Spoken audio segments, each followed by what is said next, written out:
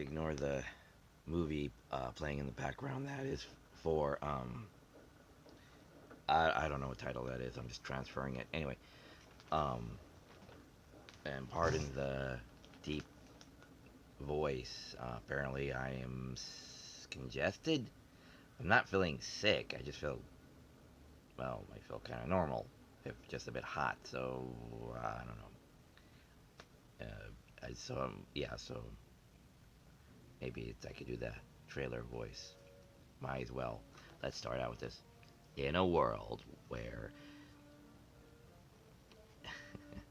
island life is peaceful, comes a story about a ragtag group of teens finding their way in the world and searching for some buried treasure that could maybe make their peaceful lives better. I'm talking about Outbreakers. So, season one came out last year or earlier this year or something like that on Netflix, and it was rather pretty good. It's like a slightly older Goonies if everyone was like 4 to 5 years older, sort of a thing. They're still like in their final year of high school before graduating, and it's an island life where they have tourists and they have the locals and they have the kids they call pongers, pong something or other, pogers, pongers, something, which are the hippie, not hippie, but like the layabouts, but happy and still taken care of. Sort of the white trash ish um, island people, native island people, you know. And so, so there is this. So we have our four-person group, um, sorry, five-person group, and basically it's these five teens go out and search for buried treasure, and everyone knows about the damn treasure, much like in Goonies. Everybody knows about it, and everyone says, "Well, if we only knew where the shipwreck was, of $400 million worth of gold taken from the New World back to Europe." And during the storm, the boat sank. So they go through this whole thing, hearing the legend, getting some backstories, finding the boat. The boat is disintegrated. There's nothing there. Finding where the real treasure is, getting there, getting one bar out, having to deal with the one freaking bar and trying to sell it on an island where everyone knows your freaking name. Or if not, can't find your name. There's like 6 degrees of separation. Everybody freaking knows everybody. And everyone is basically trying to screw everybody over for said money because they kind of would like to have a bit more of a nice life because on the island it's very tropical and nice. So you have the rich people and the poor people, the pongers, or whatever the hell they call them. So, uh, so a lot of hijinks that happen to get the treasure, and one of the five, yeah, one of the members of the group is the daughter of the richest guy, or one of the richest guys on the island, and he's looking for the treasure too. He also manages to glean the one crucial detail that says where the treasure is actually at, steals it off to the Bahamas, or sorry, Cuba. So our lead couple in season one get blamed for the death of a marshal or sheriff, whatever, officer lady, and have to escape in a storm. They get picked up and taken to Cuba, where in season two the story picks up. Now I thought, hey, cool, we're gonna see how this all ends.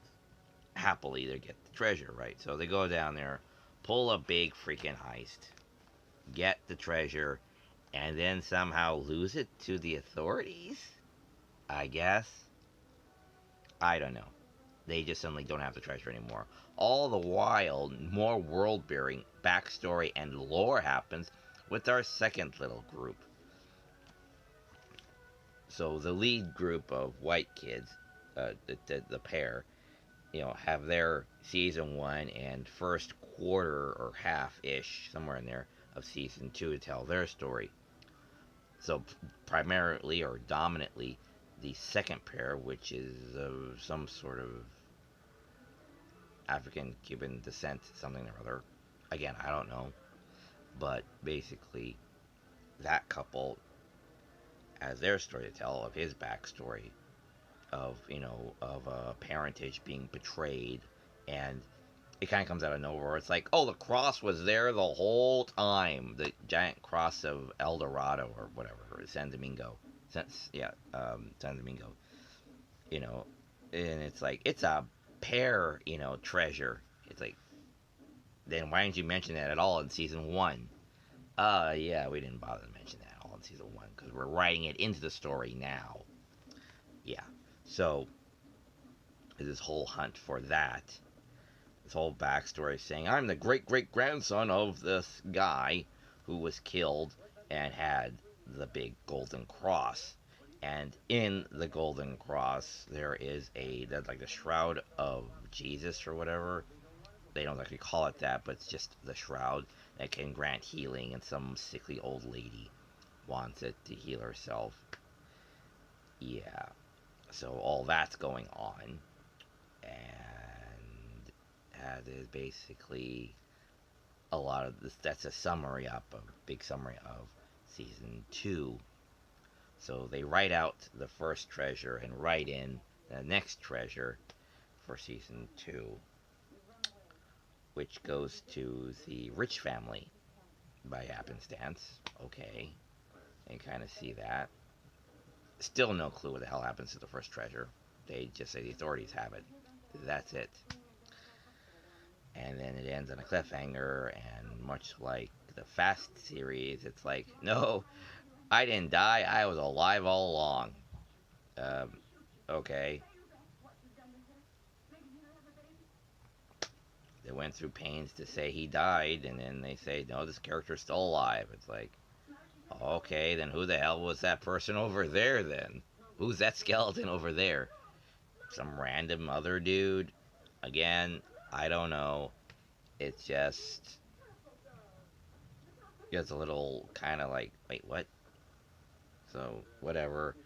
Was I entertained? Yes. Did it get a little head scratching at times because it feels like we're diverging from the previous target, which was to find love, find the treasure, and then live happily ever after without someone shooting you. So it's a little bit of a Passover sort of a thing. So new season, new treasure, apparently, and it was interesting. It feels a bit more of forced lore and backstory for characters, character growth, and depth. But I guess if you want to continue on and slightly, refocus the attention onto the next pairing couple, okay, I can see that. Where it goes from the first two pairs for the first season, the second pair for the second season, and I'm guessing a third pair for the third season, which it totally baits for. Then yeah, okay, I can understand that. But at times it does feel a little forced, where it's like you had it 5 minutes ago. It was like right there, but the story says nope. We're going on onto another adventure. Deal with it. You know, you're gonna have to deal with it. That you're going off on another adventure. Um, so yeah, Outer Banks on Netflix again is pretty good. I liked it. Shows a lot of character. Shows a lot of mystery. Bum, bum, bum, bum. That's about it. Uh, I recommend it. It's a good watch. Nothing else more to really think about off the top of my head. So I guess I'll just end that there. Take care. As always, have a good day.